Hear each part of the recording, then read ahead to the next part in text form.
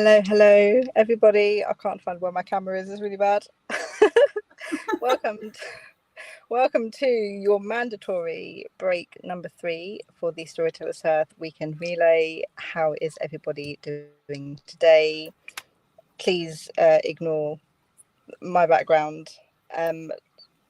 I decided to come out to the car to do this, just to not disturb anybody else in the house for the next hour, because I've done it enough for the entire day. So here we are. It's hot and I regret it, but we'll make it work. Oh, why is everything? Oh, I don't have to double click on my iPad. Man, hello Shannon, how are you doing? Cool Gamer 2, hello. I do. I have to double click all of the comments in order to show them on here, which is really sucky. Unless I do that. Nope, let's not do that. Let's not touch anything. Author Jessica Berry, hello.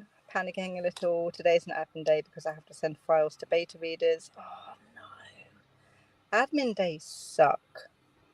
I try to avoid them as much as possible, which is lucky in my line of work. I don't have to do much at all. Is it files to beta readers for your projects that you're sending to beta readers to read? I'm also outside, so if there's any kiddies that you hear, they're running around outside, but I can't help that, unfortunately. Oh, the things I do to not bug my family. Yeah, so hello. How is the Storytellers Hearth going for everybody so far this weekend? What have we managed to get done? How productive have we been? Annika, you did quite a good job in the previous stream with Sam, if I remember, something like 600. Yeah, 600 and 600 and let me check. 670 words in 45 minutes. That's the best I've done yet. That is, yeah, that's really good, because you had the 450 and then the 550. Yeah. We're making progress. We're getting there. Then I did 504 in the next sprint. That was also 45 minutes. So little over 1,000 words an hour. Or like, not an hour, but on the same stream. Yeah, that's absolutely fantastic. We are getting the work done. Author's sending. Jessica is sending. I can read. It's fine. Sending Krampus to beta readers so that other people can actually see for the first time, which is a big yikes. Is this your first time ever sending your stuff off to beta readers? Because I understand the trepidation and the panic and the, other people are going to read the words that I've written sort of thing. But it gets easier as it goes. Believe me. And I'll have to add this as another reminder that I need to start organising my own betas for my own projects, because I keep putting that off and I really need to stop doing it. We shall try and we shall see how it goes. So let me put my water down in a way that's not going to tip over my front seat, which I don't think I can, so I'm just going to have to put it somewhere awkwardly. Oh, by the way, I finished my water. You did? It's empty. Yes, well done. Are you going to refill it and then have it as another goal for the next couple of streams? Yeah. Yes. I like that. Oh, right. Double tapping on the comments to show them. Okay. The last one I sent to readers ended up being put off to the side because I need to restructure a lot of it. Just haven't done that plotting yet. Yeah. I get it. It's always... Do you guys have a specific moment in your writing progress for your projects that you send your stuff off to beta readers? Because obviously there's no one rule for it. But I'm just curious to see at what draft or level of revision do you guys send your stuff off for other people to read before you start revising again based on their opinions? I've actually never gotten any feedback from other people on my writing except for like school assignments. Yeah. But I usually send the first draft to my friends and they might read it or might not. I don't know. So it's here. If you can, great. If not, don't worry about it, just in case. Yeah. Yeah. It's always a weird thing because you have the beta readers, which obviously read it while it's being written. You've got your critique partners. Well, no, actually, that's not right. Critique partners is you sending it off as you're writing it to get consistent feedback. Beta readers, I guess, is supposed to be, this is more or less the finished product. Read it from a reader's perspective to then alter as necessary. But then you've got what I do alpha readers who sometimes I'll send stuff off when just after I've done the first draft, so it's a really, really crap version. Because I know that occasionally I can't be objective when it comes to my own writing. And there's so many times I've done draft 1, draft 2, draft 3, and I think, oh, everything's fine and hunky-dory. But then I'll send it off to beta readers and they'll be like, oh, this, and this is an issue. And I'm like, oh, I didn't actually catch that. So I like trying to send stuff off as early as possible so other people can catch the things that I know I'm going to miss. So I can fix it in an earlier draft rather than in drafts 2, 3, 4 and above. Draft 1, first completed. But the last one I sent to betas was draft 2. It feels like it depends on the vibes for me. Definitely. It depends on who you send it to as well. Because some stories you finish an immediate level of like, what was that? No, try again. Yeah, I feel that. Absolutely feel that. Laura, oh god, double tap. Laura, couldn't let anyone see my first drafts. They are horrendous. I've gotten past that stage, thankfully. If I feel I'll need extra help on a project, I will try and find people to read the very first draft. But I will be like, look, this is a first draft. There's no proper character. There's no proper description. The scenes are going to cut off at really weird places. They're going to pick up at really weird places. Just give me a general vibe for the plot, please, if anything's weird. But if they have fair warning, I'm like, it's fine. It's all fair game. Yeah. Don't worry too much about it. My first drafts are usually pretty readable because I didn't used to do anything else than first drafts or like 0 drafts. So yeah, I've been just recently getting into the habit of rereading and rewriting and revising and all that stuff. Yeah. Same. Sometimes it depends on the story for me. Sometimes I feel like I do a really, really good job on the first draft and it is in a really, really good place. Sometimes I half-ass the first draft way too much and it's goddamn awful. But it completely depends on the type of project that it is I'm working on at the time as to how well the first draft comes out. Yeah. But that's just how it is sometimes. Right. We're going to have a nice little chat. And I've been meaning to ask this question for a lot of people for ages. Oh, I'm so immensely curious. One, how long have you guys been writing for? And 2, what made everybody want to be a writer in the first place? I've been actively writing fiction for 7 years.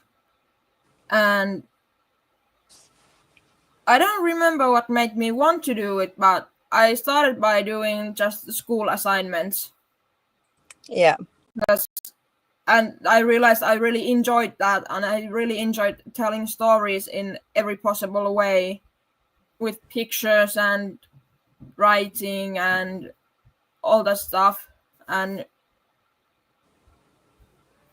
I was maybe 14 when I decided I want to publish a book so that other people can read, because reading for me was kind of a safe place as I was younger, and it was like I felt that I could understand myself and the books could understand me, or like the characters in the books could understand me. So I want to bring that to other people also, and that's my way of making the world a little bit better place. Yeah. Oh, I like that. So yeah, I was the same. I was a very, very big reader and always coming up with stories in my head. And I think I was maybe about 15-ish when I first started like trying to write my own stories. I vividly remember starting some sort of paranormal story, handwritten, that had, oh, this is going to sound so awful, it had like a vampire, a werewolf, a ghost, and a witch. And they all had to come together to defeat the hunter that was all hunting them down or something. It was so bad. But that was one of my first forays into writing myself. But yeah, I just enjoyed it. Enjoyed coming up and, you know, exercising my imagination and all of this and my creativity. I still have that story somewhere.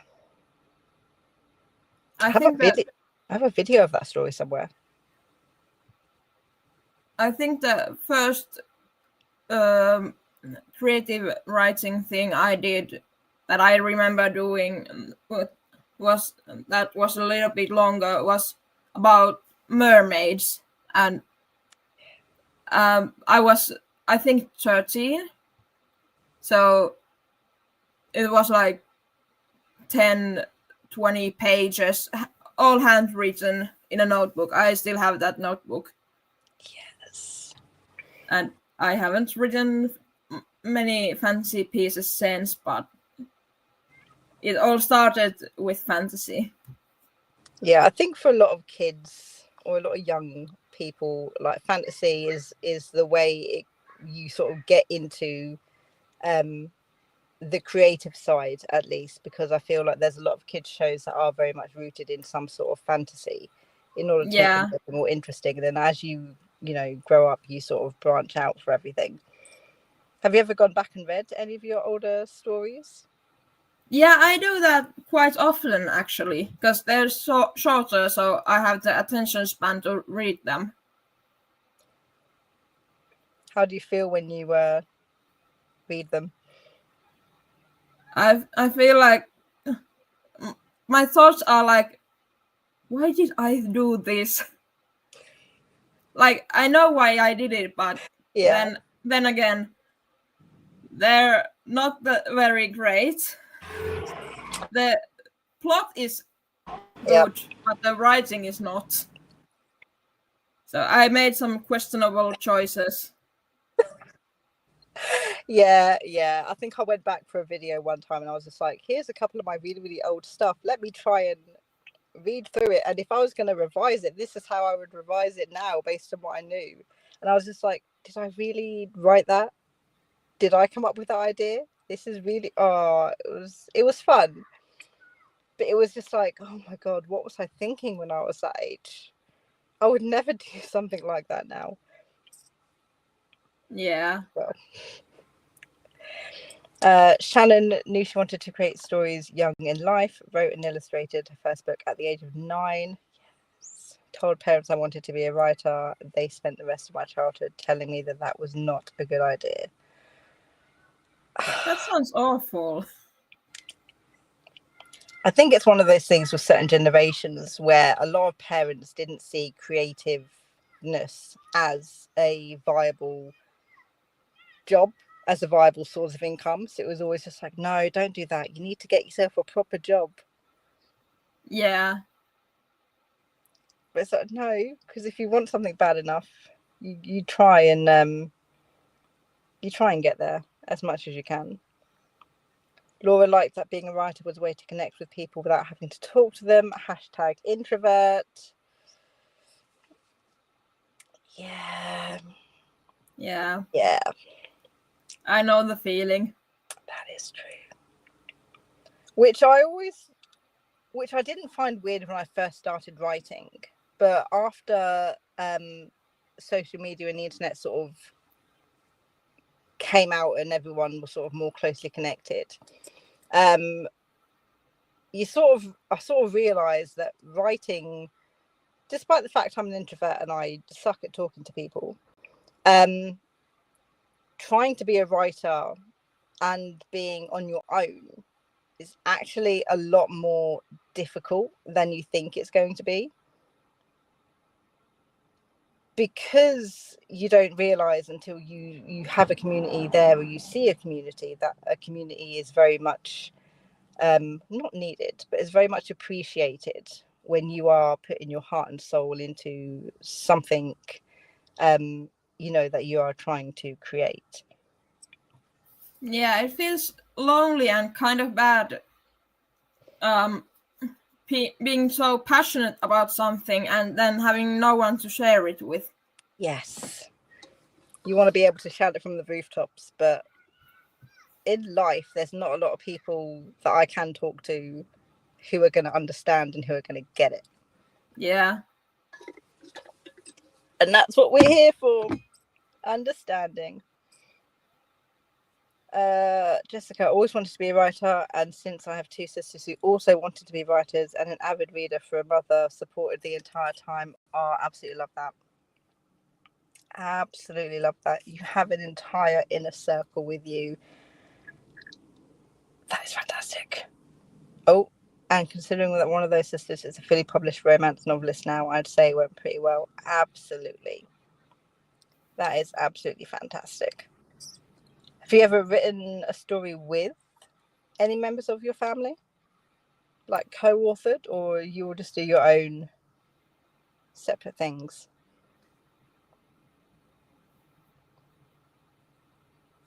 Asked for a typewriter for my 14th birthday and got a toy typewriter. That's a little bit sucky. Yeah. That is a little bit sucky. Oh, yeah, I'm the same with my family. Like, they sort of know that I write. The number one thing I get from parents is, "Oh, when are you going to publish your book?" And it's like, just I need to write it and then I need to revise it. Or can't you just publish it like it is?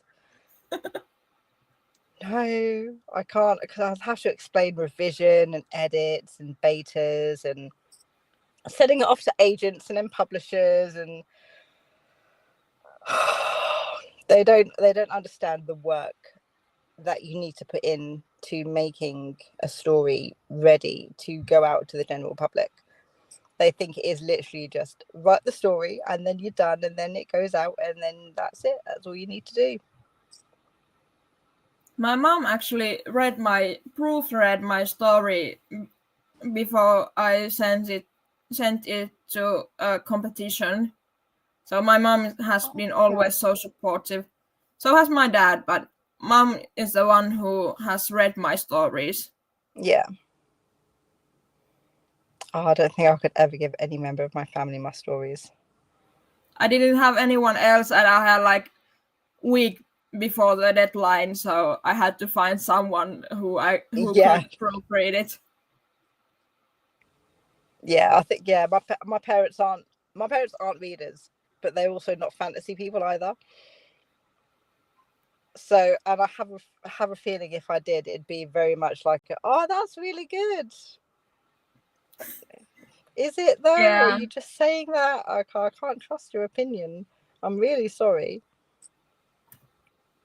Shannon, parents still didn't support me when I published, but told them not to read my stories because I had a bi character and they're against the LGBTQ community. Oh, Shannon, I'm really sorry. But you, despite everything, Shannon, you pushed through. You've got yourself published. Full-time writing now, aren't you? I think I heard you mention on someone's stream yesterday. So despite that, you've proved them wrong. You're doing it for you.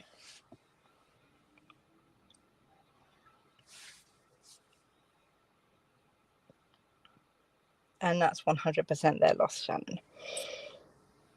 Oh gosh. Yeah, I regret sitting in my car now. Jessica haven't, but mostly because I'm a much darker author than my sister. She writes contemporary romance with a bit of fantasy romance. Ah, okay. I see. Yes. But the vibes don't quite fit together, do they, for writing?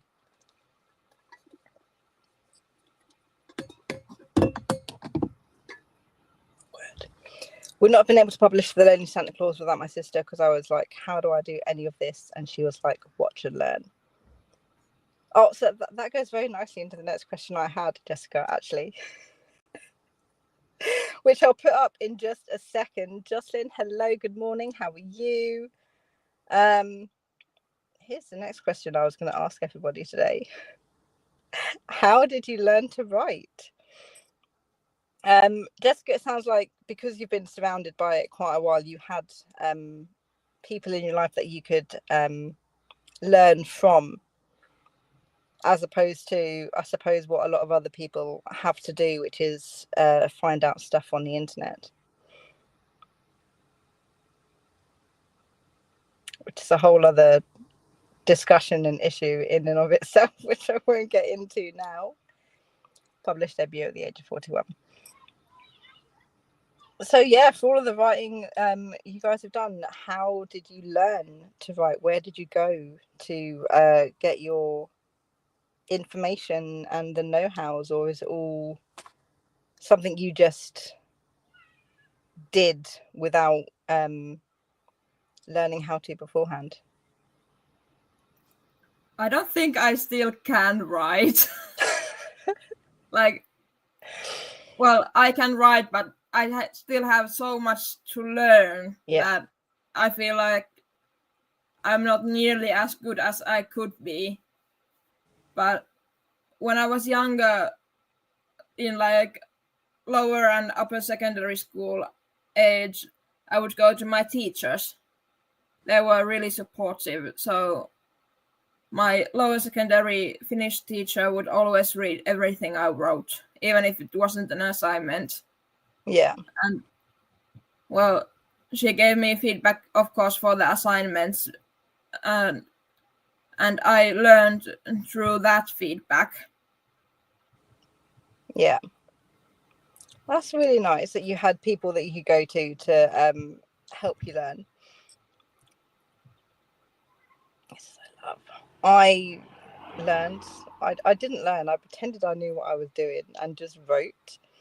It wasn't until the internet, like when I first started writing, I honestly thought it was at 15, 16 years old.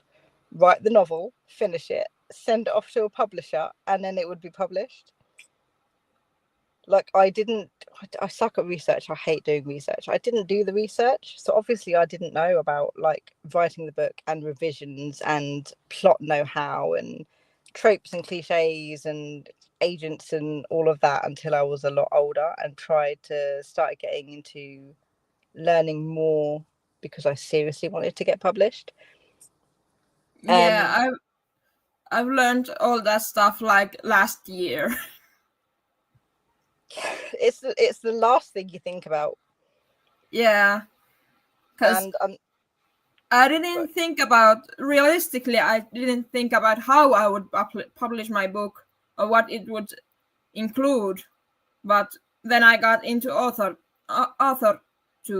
so I learned things from there also. Yeah, I think it sort of helped me understand why so many people are so confused, why it takes me so long to write a book and why I have not gotten it published yet, because they don't know all of the steps involved.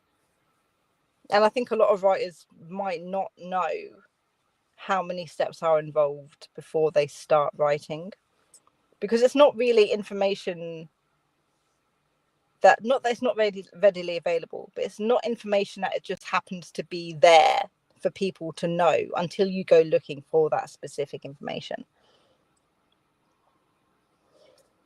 Shannon learned to write by reading vicariously everything in the house multiple times, including 3 sets of encyclopedias. Oh God, I remember encyclopedias.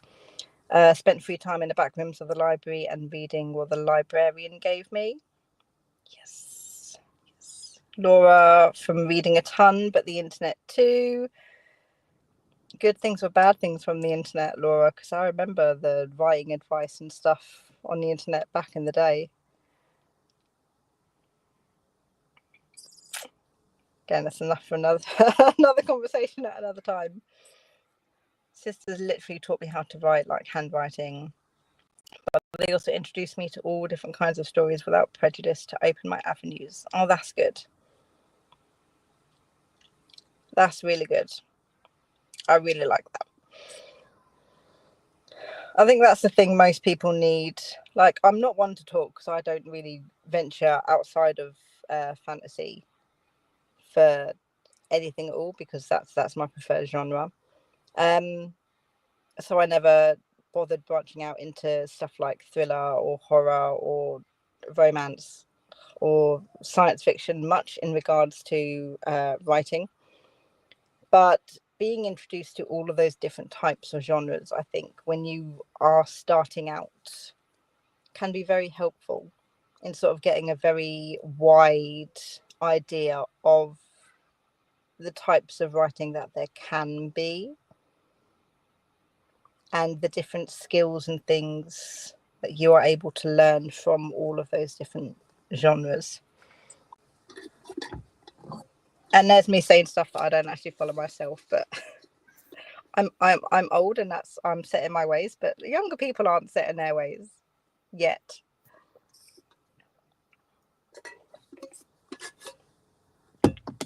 So you should do more.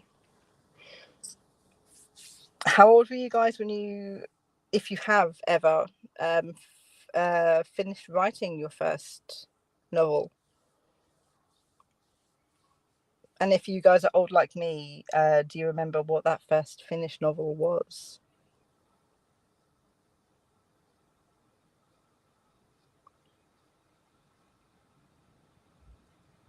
Cat outside. I think the first novel I ever finished, I think I was about 24 years old.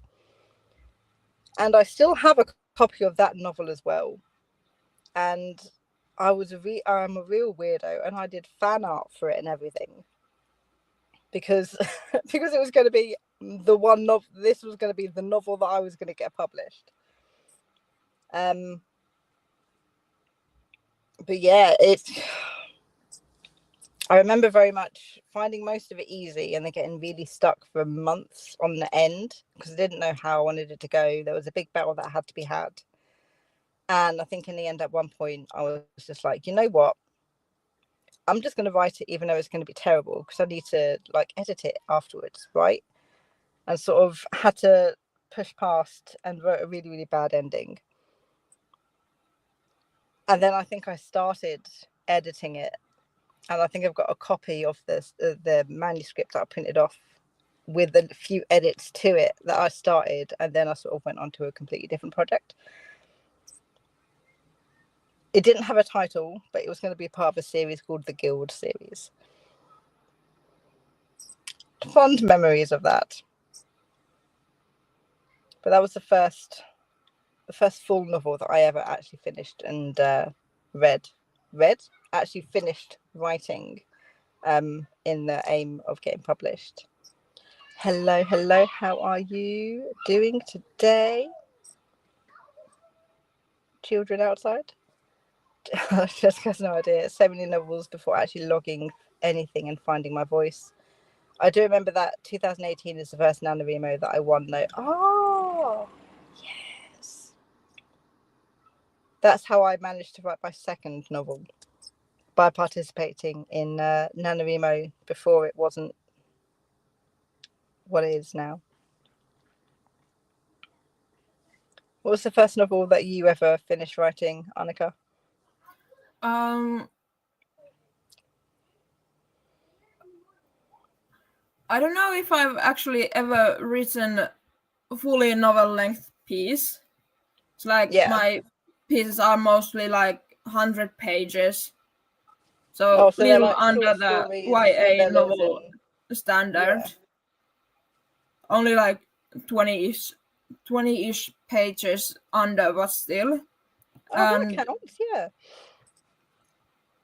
And I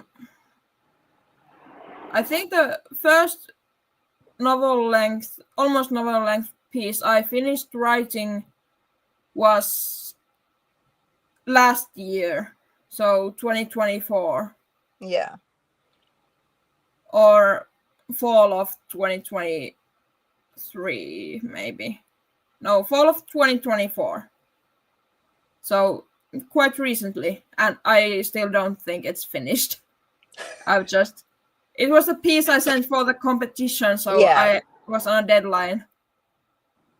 But now I'm working on 3 pieces, and one of them is the furthest I've ever gotten in the whole process. I'm revising it for the first time, and I've actually written the whole story. But with this one that I've been writing this weekend, I've never actually finished the story. I've just started rewriting it for the second time. Yeah. Yes. Not that I've ever tried to write any short stories or anything like that outside of university. But yeah, finishing for the first time after everything is always such a big, like, oh yeah, I'm fantastic, I'm the best, this is what I've done, this is brilliant. And then you get the hard work afterwards.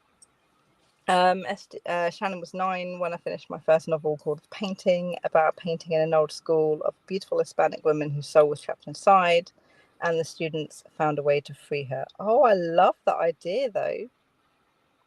Grew up in Miami where Spanish was a part of the curriculum, so there was a lot of Spanish in the book. Was it Spanish, or was it Google Translate Spanish?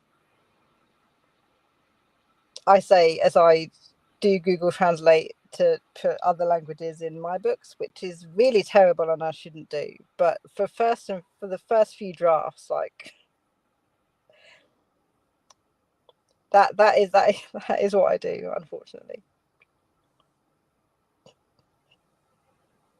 Laura, in the beginning, the main stuff I researched online was about how to get an agent. Some of that advice was pretty crazy. Laura, do not get me started on the writing advice that you will randomly find online, because I could rant for absolutely ages about the terrible writing advice that is out there. You must have short stories published before you query. Yeah, exactly. It was not good. It was not fun. But being the first sort of introduction I had to other writers and writing advice, I took quite a lot of it seriously, which was not the best for me, at least. Google Trans. Oh, duh. Obviously, it didn't exist back then. That was a really stupid thing of me to say, because you were 9. Yeah, know enough Spanish to get by. Can read it better than speak or write it. Yeah. I don't know why I said anything about Google. As I was saying it, I was just like, Google Translate, internet? Is that a weird thing to say? Or, yeah. It was a stupid thing to say. But what can you do about it? Absolutely nothing. Has your way of writing changed since you first started writing, now that you are more involved with the internet, the writing community? Or do you sort of write similarly to how you first started writing? I think I write similarly compared to when I first started, but the process is quite different. Like now I actually think about what I'm writing before I write it down. Trying to make a plan. Yeah, or at least have a vague idea of what's gonna happen, like the main plot points. Yeah. So I remember when I first started writing, I literally was just like, let me sit down and everything I had in my head, let me just put down on a page. I had no sense of plot points. I had no sense of description. I had no sense of like character arcs or highs and lows or midpoint or anything like that. I was just like, yeah, let's just write it. This is going to be really, really good. Oh, one thing that was really different from when I started is that a couple years ago I used to describe everything so like I used to describe everything so much, and now I don't do that anymore because I find it's not important to know what color the handbag of some random character is. Yes. Purple prose. I remember in one of the stories I wrote, it was the first one that was like a high fantasy, I guess. Like I'd world built for this, and I was like, I've put the effort into world building. I'm going to describe everything because I want the readers to know all of the hard work that I've put into making this world for them and exactly what it looks like. So there's just pages and pages where there's paragraphs of this building and this building and this is and this, that, and the other. And I'm reading it back like, what the hell was I thinking doing this? Jesus Christ. Yeah. Because I was so excited. Yeah, a couple of years ago when I first started writing this project that I've been writing this weekend, I wrote it. Then I had like a year where I didn't touch it at all. And then when I read it and started rewriting it, I was just like, what the fuck? Like, why did I describe so in detail what my main character was wearing when it doesn't matter at all? I say that because I do still do that though. Yeah, like I don't, not massively, but I yeah. will always put throwaway lines in regards to what the characters are wearing. But that is only because I Pinterest board the heck out of my stories before I start writing to get inspiration. And each of my characters has a face claim, and each of my characters has like pins of different outfits that they wear, you know, for personality and character reasons. So I have to throw it in occasionally, like, this is what they look like right now. This is what they look like right now. Yeah, sometimes it's fun to include details that aren't important. It makes the story feel more, I guess, real. Yeah, adds to character for me, which sometimes I feel is missing.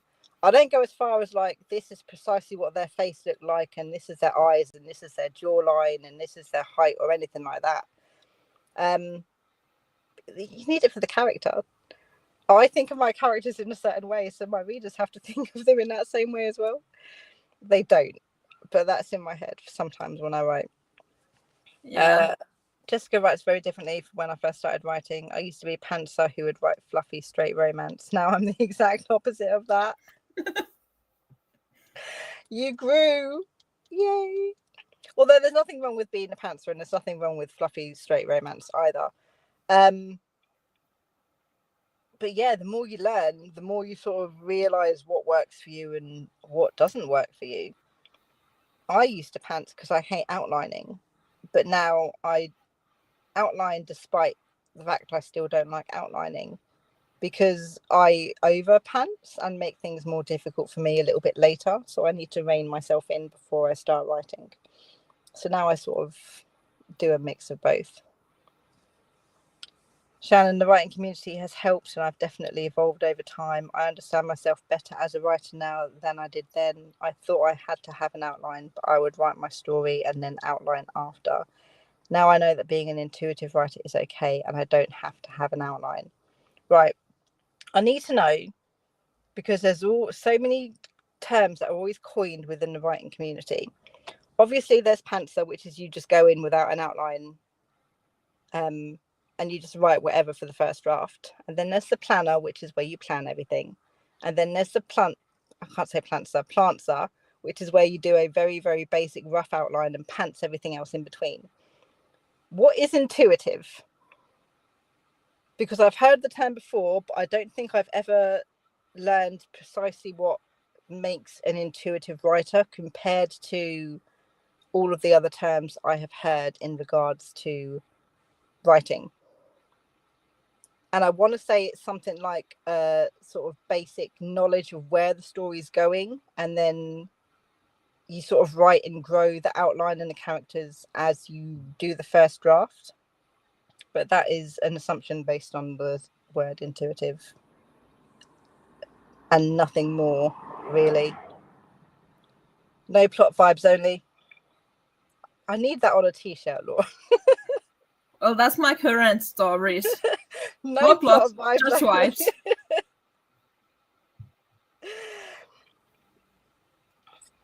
Intuitive writer term comes from Becca Syme. It basically means we know the story, we've internalized story structure, character development, and it comes out while writing. Oh, okay. So it's less of an outline, but it's more of a, I know where I want to go, and I'm just gonna write because I already know how to do the highs and the lows without planning it beforehand. Okay, I might forget that later, but it is that will work really well when you are very well versed, I think, in one, how stories are not supposed to go, but how stories typically go in regards to hitting all of the different beats. I don't know if that'd work for me because I would get way too distracted by stuff. But if I sort of stuck really well with one specific type of plot structure, and I knew how that specific plot structure went, I think I'd find that a lot more easier. Put stuff in my story with no idea why, then I'll know why later as I write the story. That's sort of like how my ADHD works, Shannon. I'm not going to lie. Yeah, sounds familiar. Yeah. Intuitive writers have trouble accessing the subconscious information. Yeah, that's sounding more and more like how my ADHD works, Shannon. I'm not going to lie. One of the issues, and I say that because one of the issues I had with one of my more recent stories is, which was flagged by a beta, which was there's a lot of stuff we don't know about this villain. He seems really one-dimensional. And I didn't catch it. But the only reason I didn't catch it was because as I was writing the story, I know all of his backstory and I know the whys he does everything.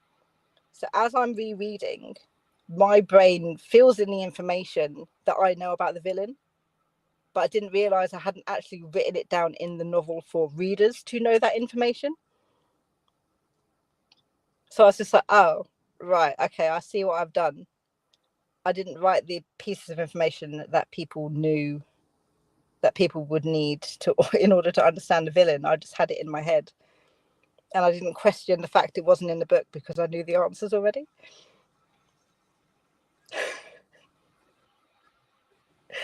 So remind me what I should do, but consciously I can't access the information directly. So yeah, you just write and you know sort of like it's the right thing to do. And you'll add things into the story to add them, but when you put everything together, you know that you need it in there in order for the story to make sense. Writing is one way to bring it out, but sometimes other things work better. I'll have to look more into intuitive writing and see how similar that is to how I write some of my stories. Totally assumed it was another word for pantsing. I assumed it was similar to pantsing. I knew it had to be slightly different because it's a different term. And in my head, I'm like, that is what pantsing is. Is it not? It's not, but it is very, very, very similar. Right, I know. All readers should be psychic and they should be able to access my thinking as they read my books so they understand everything that is going on. And it's not my fault that readers can't do that yet. It's the reader's fault. It's not my fault. They don't know what I'm thinking. Has a whole playlist on intuitive writing. I don't have my stuff in the car. I do have a receipt and a pen, thankfully. So let me write down Becca Sim. Every time I stream, someone comes up with some sort of piece of information that interests me that I have to write down and then research. Every single stream I'm on. My list of things to look at, it just gets longer and longer and longer the entire time. Not pantsing. Yeah. Are there any other terms for writers that I don't know about? I'm assuming there's probably some sort of opposite or very well, I suppose it would be sort of opposite, like pantser and planner are opposites. Is there an opposite to intuitive writer that is sort of not quite planner but similar? Like a conscious writer? Yeah, I might need to look that up as well, actually. Damn. More work. It's fine. It's fine. I'll add it to my list. At least now I understand pantsing is that the writer sits down with no idea what they'll do. Yes. Yes, I've pantsed once in my life, and I pantsed the entire story with no idea how the story was going to go. I just had a general sort of plot idea, which was something along the lines of a fairy discovers she's really a human and goes to the human world to find her like real family. And I pantsed an entire novel based on that one line, which was quite easy, but also not really great to revise afterwards because the plot was not well thought out. Discovery writers, which is also aligned with pantsing. Yes, discovery writers. Okay, so yeah, that's probably what I was doing. I was discovery writing. I have the idea, and the plot comes to you, and the characters come for you as you do the writing. Instead of starting with the plot itself. All these Yeah, I think I'm discovery writer. Yeah.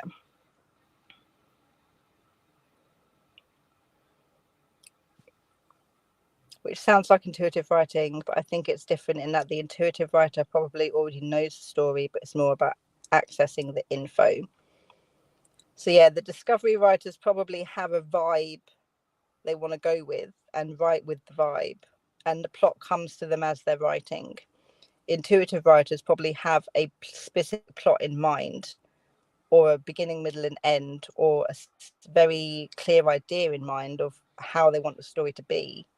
And then they write intuitively to the beats that story. There's so many different ways to write as well. I will have to. All right, let me write that down as well. Different ways. You say I said it perfectly. I honestly cannot remember a word of what I just said, and I don't even think what I said made sense. So I'm really glad that for you, Shannon, that actually did make sense, because I had no idea what I was saying as I was saying it.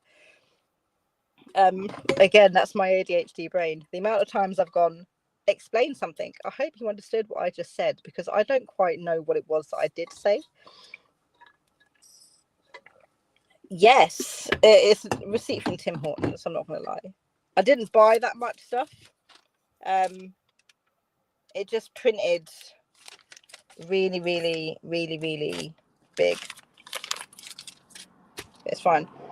Right, we are going to have to wrap up quite shortly in the next few minutes, because it is almost time for the next stream for the Storytellers Hearth weekend relay. Intuitive writers have ideas of what they're writing, but they have to find a way to access info to hit the beats. Always know the beginning and endings of my stories, books, and even series, but I don't know all of the beats. I have written like that before then. That is my ADHD. That is my ADHD way of writing. I think I know what midpoint is. I know what the end is. I know what the beginning is. I have no idea what the middle is, and I find the middle as I try to write the story to hit the beats I do know. Intuitive writing is ADHD writing. I'm saying it now. I'll research it more and we'll see. It's fine. Right. So thank you guys for joining me and Annika for the break. I hope you all had a fun time. I know I ended up with a lot more things I need to research. So thank you so much, Shannon, and from my stupid brain for asking the questions after reading the words. That was fun. Oh, Shannon. I don't think it's undiagnosed anymore. The next stream for the relay is writer Holly Davis. If you are in the playlist, once this stream ends, it should take you straight to her stream ready to go. If you're not in the playlist, it is linked down below in order for you to be able to click on it and go to the next couple of streams that are left. I think it's Holly next, and then I think CB Ferenz is, I think it's 3 p.m. EDT that the final sprint is. And that's without me trying to do time zone math in my head. Do you want to do an outro, Annika, or do we want to just bye-bye? You've probably done so many intros and outros over the past couple of days. Yeah, I've done like, this is my 7th stream of the weekend. So I've done so many intros and outros that I'm kind of tired of them. Everyone should know who you are by now then, Annika. If you I hope so. Intros and outros. But I want to say thank you to everyone for coming to these streams. I've had so much fun. This is my last stream for the weekend. I'm gonna be in the chat for the next stream also, but then I'll have to go to sleep. But I've had so much fun. Thank you everyone, Sarah, Sam, Lee, everyone for hosting me. Thank you for joining me. It's been such a fun time. It's your first, I want to say your first active relay. You were lurking in the last one, I think you said. Yeah. But this is the first time you've actually participated, comments and co-hosting and stuff like that. Yeah. Yes. She is working on a vlog, guys, and she is linked down below for all of her channels and socials. So absolutely 100% check that out. I'm Sarah. I'm here on YouTube occasionally. Thank you guys so much for joining us. I'll see you in the chat for the next couple of streams and for the closing ceremony a little bit later. And I hope you guys have a fantastic rest of the weekend relay and hope you get a lot of more stuff done. Thanks, guys. Bye. Bye.